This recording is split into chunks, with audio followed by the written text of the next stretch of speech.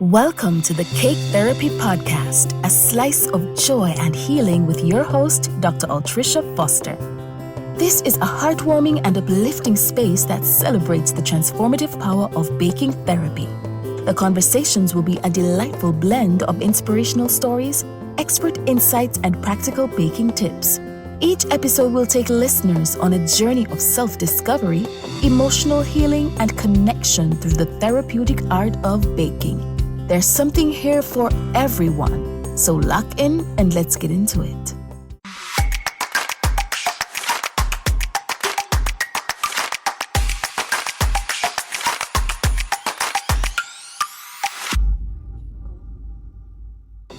Hi everyone, welcome back to the Cake Therapy Podcast with me, your host, Dr. Altricia Foster. This is your slice of joy and healing and for creative renewal. We believe that baking is more than a treat. It's therapy, it's memory, it's community. If this is your first time tuning in, hit the follow button, leave a review, and share this podcast with your online community. Don't forget to tag us at Sugar Spoon Desserts as well as the Cake Therapy Podcast. Today, I'm excited to bring to you a friend of mine. This guest brings a bold mix of strategy, healing, sisterhood to this conversation. We're honored to have Octavia McIntosh. Welcome to the show. Thank you so much. It's a pleasure to be here. Thank you. Thank you for joining us. Yeah. So Octavia is a career strategist. She's a business consultant. She's a digital entrepreneur, and she's an author. Right? We're going to dive into this conversation with Octavia about her newly published book. After years of actually leading a large-scale corporate recruitment in Jamaica, she turned inward. She decided to chart a new path out of burnout into freedom. Through her company, OM Consulting and Professional Development Solutions, and her powerful book, I'm Out. She's out, guys, and we're excited to have Octavia. She now helps women and girls do the same. Exit survival mode, claim their worth, and design freedom-aligned lives. Woo! We are happy to have you, girl. How are you doing? I am well, and I'm excited. Yeah, we've been talking about you coming on the podcast for a while, and I'm really happy to have you with me. So tell me how's Jamaica? Is it hot? Like last time I was there, like I was burning out. What's going on? The summer is summering. It's extremely hot right now. I had a prior engagement, so I'm dressed for that in a cool environment. So I'm wearing, this colored shirt, but it's really hot. Yeah, talk to me about one small joy that you've had this week. Wow, one small joy that I had this week was one of my clients who started a leadership role. Mm-hmm. And she sent me her day one photo and a screenshot of a feedback that she got based on the strategy that we discussed. So, I just felt that, look at my masterpiece. I'm so proud. I know. You know what? You do have a lot to be proud of because, you and I had this discussion before you actually exited, right? You've been talking about this exit strategy for a while. Before we dive into I'm Out, I want you to tell me, who was Octavia before the strategist, before the entrepreneurship? What actually shaped your early views on success and security? Wow. Before I'm Out, I've always had an entrepreneurial spirit. I've always had this inclination to make money because I knew that, and I'm a church girl. You have to have the power to be able to do things, and having that financial, ability is what's gonna help you to do more. So from a long time, even when I was going to school, I sold lollipops, I made coconut drops, and I sold that at school. So I really had an entrepreneurial mindset and always had this can-do-it attitude, always thinking that, hey, if it's to be, it's up to me. So I always have to be doing something more. So you rose through the ranks of the BPO industry, right? Which is fast-paced, high output. What drew you into this space initially, and how did you navigate your leadership in such a demanding environment? Okay, so I've spent my entire corporate career in the BPO space. Okay. So everything about me from a career perspective that is known by others' perspective, and from me, it's always been in the BPO space. But my leadership journey began when I transitioned from being an individual contributor as a recruiter in a particular company, and I transitioned to a manager role as a recruiting manager in another. And that is where my leadership journey actually began. In that prior role as a recruiter or talent acquisition specialist, I was an individual contributor. I went above and beyond. I was always trying to prove myself and, going above and beyond, doing exceptional. And I felt like I was sidelined, overlooked. I felt stuck after a while. And I had a conversation with my then boss, and it occurred to me that I might be in this role for a long time. And that's when I started to look out, and I landed a manager role without management experience, and that's where my leadership style began to be honed. And for me, leadership has always been evolving. I had to learn. It was a play it by ear when I started. It was a learn as you go, and it came with a lot of mistakes. Mistakes that I have now called lessons, because without them, I wouldn't have been the leader I am today, the entrepreneur I am today. So it was a learn as you go, learn from my mistakes, and it wasn't linear. It always evolved. But 4 things really contribute to my success. One is knowing myself. I had to know what are my strengths, my weaknesses, my opportunities, my threats and triggers, and be able to use that to navigate my capacity, what I kind of hold back on, where I really shine. And that really has helped me. That's the first thing.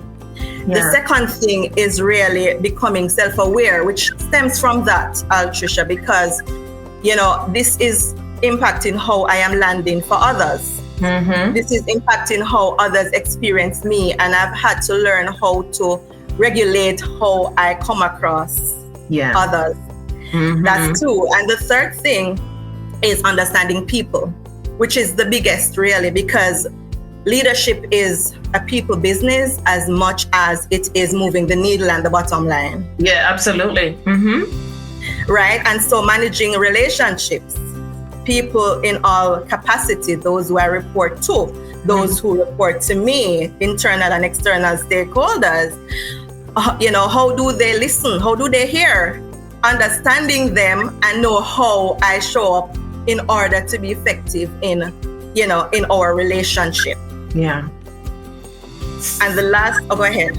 No. So as you were navigating all of that, and you're putting all of these pillars into place, or you're practicing, these pillars that you hold dear to you, were there any moments, in all of that, where you felt conflicted between professional achievement and personal peace? Because you talk about, having to navigate growing in the corporate space. Right. Many times, but especially in the 2 years before I transitioned to entrepreneurship. Because when I started out, I was bubbly, I was passionate, and and as I navigated leadership, there were those low moments where the mistake was a learning experience, but it was hot, it was harsh, it wasn't easy, it was ugly. And there are times when I felt like who am I really? And that is really doing continuous self-audit. Am I showing up as my true self? Am I sticking to my core values in this ask or this request? And it goes back to being able to, manage who you are and being self-aware without losing who you are at your core and your core values. So I've had those. So what is it? Was there a particular moment for you, right? Or a particular burnout experience that made you say, I'm out? This life actually no longer fits me. Yes. I like that term, the I am out moment for me it was in the making for about 2 years prior to me being out. Yeah. I remember slowly losing my spark and that fire that I had when I started just going through the motions and not feeling like I want to show up or I want to go. I remember audibly, it's like I heard, Octavia, is it time? Yeah. Is your time up? And, I pushed through day after day, pushing myself to go in, especially when it became mandatory to be in office and we could no longer work from home. So it was really hard for me during those times because I had to be forcing myself, and I'm leading a large team. And so I had to put on my game face when I was there, but I had to be pushing and shoving myself to really be there. And I knew I could not continue along that path because it didn't feel good, it didn't look good. I know. I remember visiting your home like in December, maybe right before you were out actually, and you talked about this, that you were trying to really understand why you were feeling so burnt out and that you were preparing yourself to be out. So I'm super proud of you for understanding your mind, your own healing and your own body, and you decide like it was time to be out. And let's talk about the book, I'm Out. So you recently published a book, I'm Out, right? When I read this book, I found that the book is part roadmap, it was part a rallying cry for you. And I would love for you to share with our listeners the core pillars of that blueprint for walking away with clarity and confidence. It's so dear to my heart because I always wanted to write a book, and that was never the first book for me. And it was after I got out.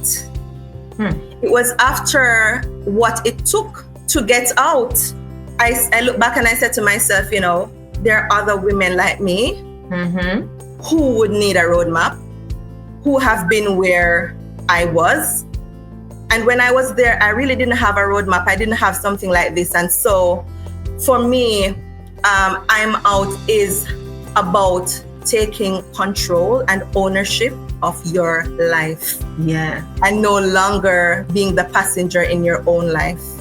It's like no longer being a passenger in your own life. That's like a roadmap though. You created the roadmap for someone to drive their own car, right? The car of their life. And you talk about in the book, I remember certainly freedom aligned businesses and freedom, What does that mean for you personally, Octavia? Because listen, I'm excited, I'm excited about the book. I'm excited about this diligent, like you did an audit of your own life and you were able to create this roadmap for people. It's almost like, wow, talk to me about what freedom aligned business is. What does that mean for you personally? In a nutshell, it means I no longer get paid or get income based on how much effort and time I can put in. I want to be able to have something sustainable that provide me financial stability and independence even when I'm not able to show up, because otherwise I feel like I'm still at work, having to show up even when I don't feel well or needing permission to take time off. Yeah. And personally, that's what it is for me. And I really talk about that a lot because I've had to, have moments where I felt uncomfortable being sick because the job needed me. And it felt like I was betraying them by not showing up or calling out. And I didn't want that to be the case in a business where if I was not there, I didn't earn. And hasn't that been like how it's been for women in the workspace though, all along? Like, I mean, it's everywhere. Yes, it is. I mean, that's the order of the day. And this is why, this is a long-term thing. This will become a legacy because it's really teaching persons to unlearn what they've always known. This is it. This is how people know how you make a living. Yeah. You know what? I love that you have chosen not to gatekeep this information. Right? You are not a gatekeeper of this roadmap. So, from the many of the women that you actually serve are like ambitious, but they're actually stuck. Like I was stuck for a while. And just reading through your book, I was like, I kept saying, yeah, that makes sense, right? The women that you are actually serving now, they're stuck, they're battling fear, they're guilty, they have imposter syndrome. Yes. What are some of the mindset shifts that you believe are non-negotiables for their healing and their growth and for saying I'm out? A mindset shift is really understanding that nothing will change if nothing changes. Yeah. For things to change, there has to be a change. And if you're not open to doing something differently, something that you've never done before, you will not have something that you never had before. You'll continue having what you've always had, which is something you don't like. Yeah. And I think that can lead to an effective career change too, right? But these career changes are not usually just strategic. They're like really emotional because it's very hard for people to give up like their safety net because we were socialized to see a 9 to 5 as our crutch, right? Yeah, of course. Job security. Yeah.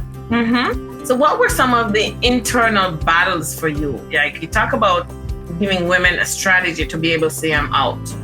What were some of the internal battles that you had to work through as you redefined success for yourself? Had to and still have, because you'll never be free from thoughts. You'll never be free from limiting beliefs. It's like it will try to land in your airport. It's like an airport that's happening there, and it will try, but you don't give it clearance. You don't take that. So some of those were, what if it fails? Failure. What if it fails? What if what you're going to do doesn't work? What if you have to go back into the world of work?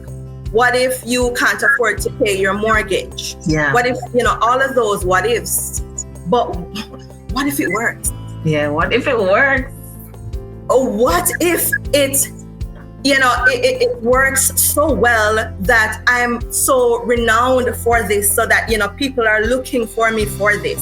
And it's really just trying to, as I said, like an airport, control and decide what thoughts you take and putting in tools in place that you can use to manage those that will come, because thoughts are always gonna come. Yeah. I love what you said, like, what if it works? And it's the same approach that I took with Cake Therapy, right? The Cake Therapy Foundation. I am saying that the kitchen is a healing space for everyone. But most of all, like we at Cake Therapy, we talk about how baking actually creates spaces to process emotion. And I find that alignment that for you, what practices help you to actually center, like breathe and move forward during your transition? I'm in the kitchen, right? I'm an entrepreneur. I manage my own brand. I do my own thing. And it's scary. It's scary, Octavia, to leave the security of a 9 to 5. We're telling people I'm out. Like, you've gotten out, I've gotten out. But what it is, like the scary part that's behind the scene, what has helped you to center yourself, and move forward and standing firmly in your decision to be out? That's a very good question, because as I said, it happens and it continues to happen. And so it's good to have a center. What or who is your center? Yeah. And for me, God is my center. And even in times when I have felt like God isn't there or wasn't there for me, I always come full circle to realizing and acknowledging and identifying and proving that He's always there and He's active if I tap into Him. Yeah. So when things get really hard, and I remember when I started going live on social media before I launched the book, I had a first book. So I'm a 2-time author, but It was just an ebook, the first version. And I was so excited about that, and I kept pushing it. And I remember feeling like, these people need to get this. These people need to get this. And I felt like I was chasing, and I caught myself and I had to stop I didn't do live again for a while, and I took a step back and I went and I hugged a tree in my backyard. That tree. Barefoot. I hugged the tree and I sat under there. You know, it was very windy, it's very breezy where I am. And one of the things I've been able to do more is to really connect with nature, not having to go to the office. Being able to just be. So I took a step back and I didn't, go live. I didn't try to promote. I didn't try to market. I just sat in silence under the tree, and I was just being. Yeah. And you find in those moments of being, and when you try to quiet your mind, is when things start to, it's like you hear conversations about, hey, when I do those audits, what was happening right there? You were in survival mode. You still have remnants of survival mode, Octavia. When you are calm and when you don't chase, then the things that are meant for you, they flow to you. You don't have to struggle. And so I take the time to make sure that I do things that cause me to feel free, whether it's to go to the beach, hug the tree, sit and enjoy the wind in silence and play with my dogs. And it's in those moments when I am not consciously, actively doing and just being that the magic happens and things flow better. Yeah. I get more sales, I get more consultations when I am not in survival mode. So every single day I have to consciously make a conscious effort to not think about chasing, to think abundance, and know that whatever it is that's meant for me flows to me when I'm in this state of calm. I also color. So I play with my dogs. I have a coloring book that I started using, and it really helps me, to just relax and not think about the doing. Yeah. So let me ask you something. Like the women who you consult with or you're working right now, often they are carrying like the weight of expectations, right? From their family, communities, or even just a weight for themselves. And you talk about the importance of finding their center. How do you help them, to give themselves permission to choose more, or to help? How do you help them find their center? Really, they first have to find what they have been on autopilot. What is the center that has been in operation all this time? Understanding the decisions and the responses or the reactions that happen as a result of having that autopilot center in operation. And then from there, suggesting or showing them other, pathways, and allowing them to see themselves in other pathways and which one aligns with them. Because at the end of the day, it's what what works best for you. But sometimes we need that, that push or an example, because sometimes you cannot connect with what you've never experienced before.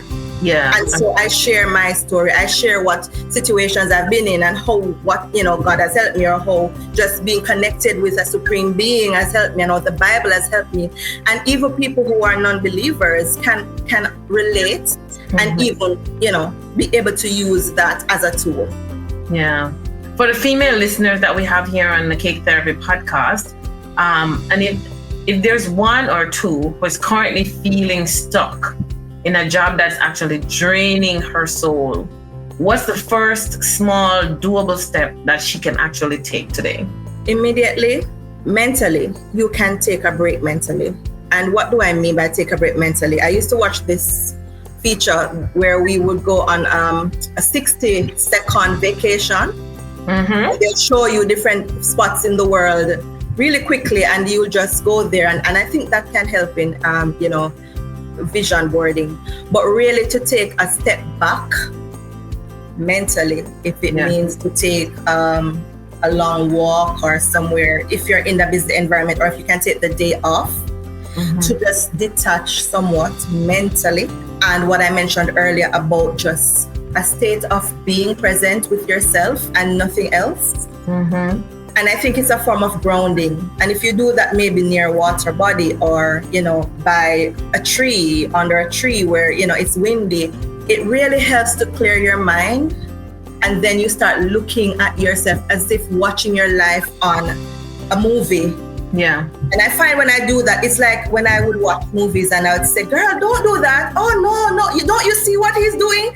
Mm-hmm. No. So it's like you are now stepping out of yourself to really step into the answers that you really need in that moment. Yeah, in that and if moment. we can take that mental break, whether it's physically taking some time off and detaching, when I take those time offs, I exit groups. I'm in leadership groups. I'm in my team groups. I exit. I'm not muting. I come out of the group because my autopilot will, have me go back to check in or check emails. I uninstall my Outlook. Wow. That sounds drastic.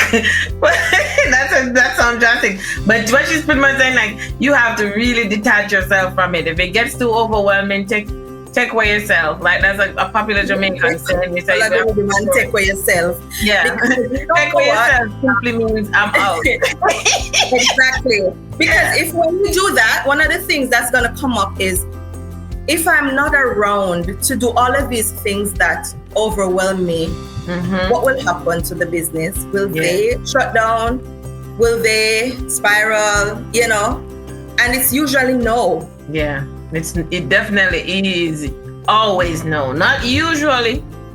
Always no. Business has to go on. Yes, it's business as usual. If you're not there, or if you're not fully functional, and if you're not healthy, the business goes on. It goes on. The band marches on. So tell me a little bit more, Octavia, about like what's next for OM Consulting. Or do you have like new projects on the horizon? Share with me what's up. So my long-term vision for this, and I call it a movement, it's a part of, financial literacy, and to really be a legacy, a household name, a brand, a blueprint, the I'm Out blueprint, kind of like how we associate Rich Dad, Poor Dad with foundational financial literacy. That's how I see the I'm Out movement. I currently have a mini course that's in the making. I have a community of like-minded women, and so there's the book, and it's really an ecosystem. You get into the book and you get the toolkit that helps you with the mindset reset, that helps you with the grounding, that helps you to dream again, to help you with really seeing yourself bigger and who you really were meant to be. And what I'm really teaching is not because people are going to be uncomfortable with just leaving. And I'm not promoting quit your job. It's not a quit your job campaign. It's to strategically create a plan and a safety net while still employed, so that the transition can be easier. Because when you prove yourself, when you have that other, business that's operating while you're still working, and you see where that can become passive, and you've tested it, it's much easier to make that shift. And so the I'm Out movement will have multiple facets, starting with have the toolkit and the community, and the course is going to land by the end of the month. Yeah, she has a course, y'all. And I'm really excited about it. You've made a move. You've made the move, Octavia, for yourself, and you're doing well. You're serving women in the community. I would love for you, like right now, in your season or in this season of your life, how do you now define your freedom? How do you define freedom for you in this new season of your life? Freedom for me is being able to do whatever it is I feel led on any given day to do. And that has not always been the case. And that's freedom for me. So if it means that I just spend the entire day, and I love my dogs and they have to come up in my conversations, is to spend the entire day playing with my dogs, then that's freedom for me. If freedom for me means to spend the weekend on a resort, then that's freedom for me. And if freedom for me means I want to plug in for 2 days on a business, retreat with upcoming entrepreneurs and women in corporate, then I can do that too. And so the freedom to be able to choose to do whatever it is that rests on your heart to do. Freedom for her is whatever has rest on her heart to do. and she doesn't have to answer to a boss because she's her own boss. She's a boss babe. Ask permission. You just do it. Yeah, or ask permission, she said. Octavia, I'm really excited to talk to you. We continue to have these conversations, but I want to especially thank you so much for sharing your journey with us.